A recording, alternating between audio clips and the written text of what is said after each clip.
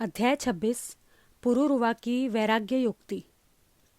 भगवान श्री कृष्ण कहते हैं, उद्धव जी, यह मनुष्य शरीर मेरे स्वरूप ज्ञान की प्राप्ति का, मेरी प्राप्ति का मुख्य साधन है।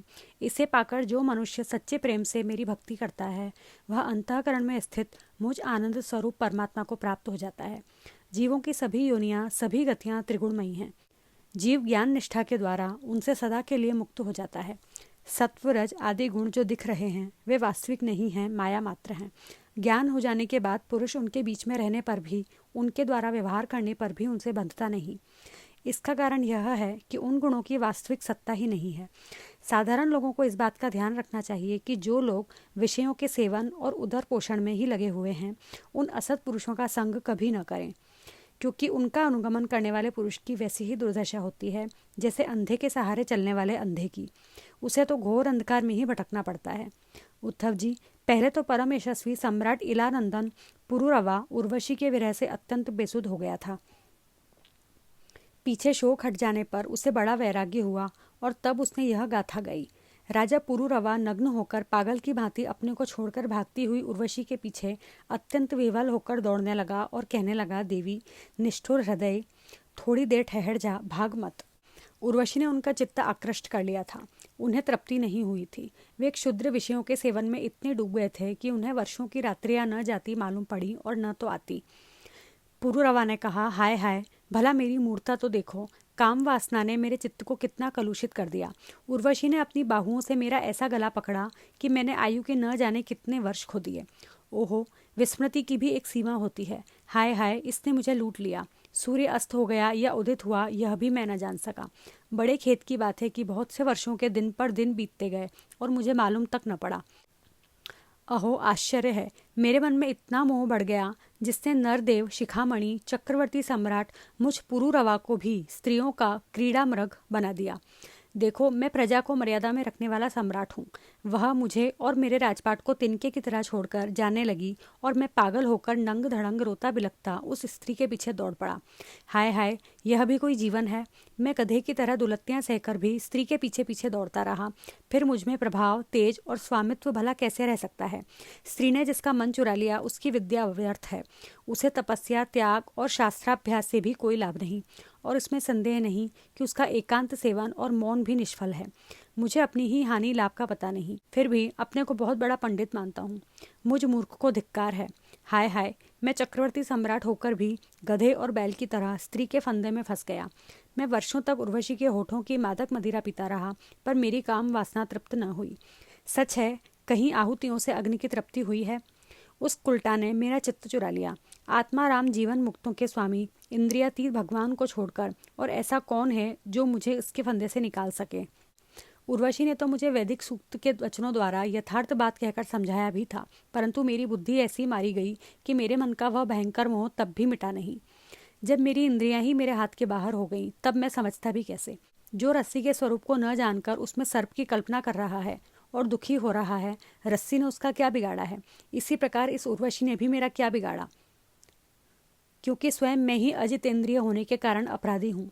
कहाँ तो यह मैला कुचैला, दुर्गंध से भरा अपवित्र शरीर, और कहाँ सुकुमारता, पवित्रता, सुगंध आदि पुष्पोचित गुण। परंतु मैंने अज्ञानवश असुंदर में सुंदर का आरोप कर लिया। यह शरीर क्या है? माता पिता का सर्वस्व अथवा पत्नी की संपत्ति?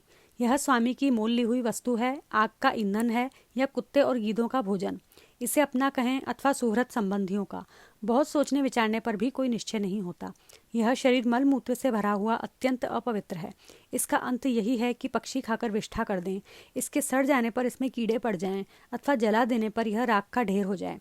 ऐसे शरीर पर लोग लट्टू हो जाते हैं और कहने लगते हैं, अहो, इस स्त्री का मुखड़ा कितना सुंदर है, नाक कितनी सुघड़ है और मंद मंद मुस्कान कितनी मनोहर है। यह शरीर त्वचा, मांस, रुधिर, स्नायु, मेदा, मज्जा और हड्डियों का ढेर और मलमूत्र तथा पीप से भरा हुआ है। यदि मनुष्य इसमें रमता है तो मलमूत्र के कीड़ों में और उसमें अंतर ही क्या है। इसलिए अपनी भलाई समझने वाले विवेकी मनुष्य को चाहिए कि स्त्रियों और स्त्री लंपट पुरुषों का संग न करें। विषय और इंद्रियों के संयोग से ही मन में विकार होता है, अन्यथा विकार का कोई अवसर ही नहीं है। जो वस्तु कभी देखी या सुनी नहीं गई है, उसके लिए मन में विकार नहीं होता। जो लोग विषयों के साथ इंद्रियों का संयोग नहीं होने देते, उनका मन अपने आप निश्चल होकर शांत हो जाता है। अतः वाणी, कान और मन आदि इंद्रियों से स्त्रियों और स्त्री लंपटों का संग कभी नहीं करना चाहिए। मेरे जैसे लोगों की तो बात ही क्या, बड़े बड़े विद्वानों के लिए भी अपनी इंद्रियां और मन विश्वसनीय नहीं है। भगवान श्री कृष्ण कहते हैं, उद्धव जी, राजराजेश्वर पुरूरवा के मन में जब इस तरह के उद्गार उठने लगे तब उसने उर्वशी लोक का परित्याग कर दिया।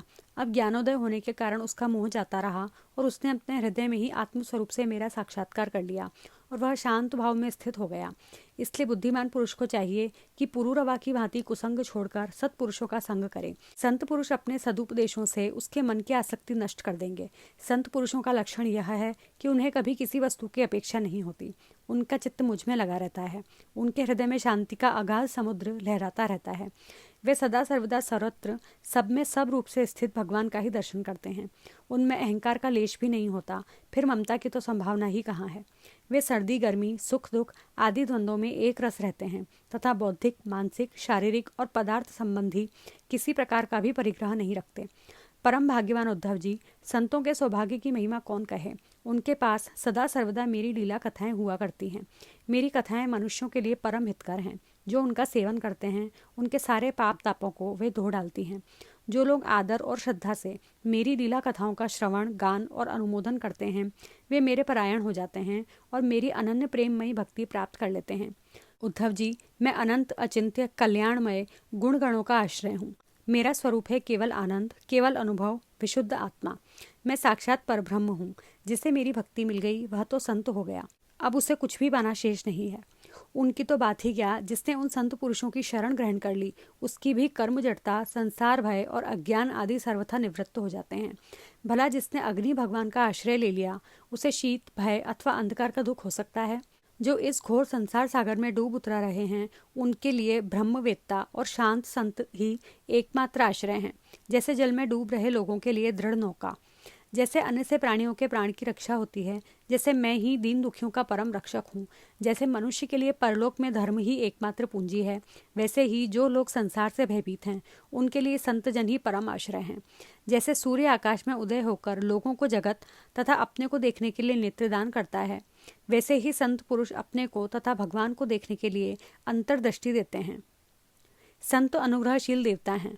संत अपने हितैषी सुहृद हैं। संत अपने प्रियतम आत्मा हैं। और अधिक क्या कहूँ, स्वयं मैं ही संत के रूप में विद्यमान हूँ।